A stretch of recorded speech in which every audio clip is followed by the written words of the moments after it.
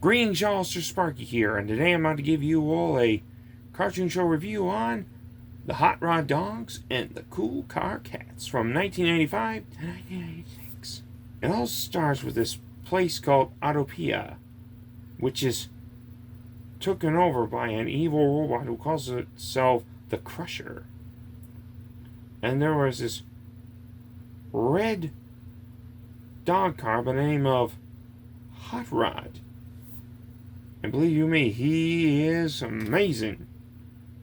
He, along with his friend, a pink car cat named Cops.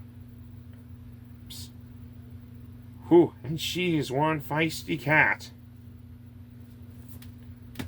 Let's just say they had these friends, Doggone, an old and wily brown dog car, and Benz, a green dog car. Let's just say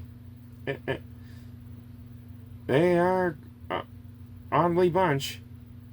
Even a dog car by the name of Gus, who was the one who built the Crusher. Whoo! But that's not all. They made a lot of enemies, like Scarhook, a bounty hunter. Whew. There's Choppers, his henchmen, and also the Gridlockers. Whew. Boy, ain't they nasty. They even made a lot of allies, like Sandcat,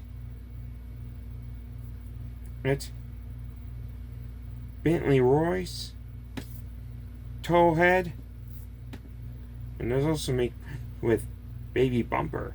Woo, woo. Boy, howdy. Something. Even Carbs' sister Spear Parts. Well, let's just say they travel across country, saving the day and battling these villains. You know, what would have been better if the series was rebooted? Say on Disney Junior? Tell me what you viewers think.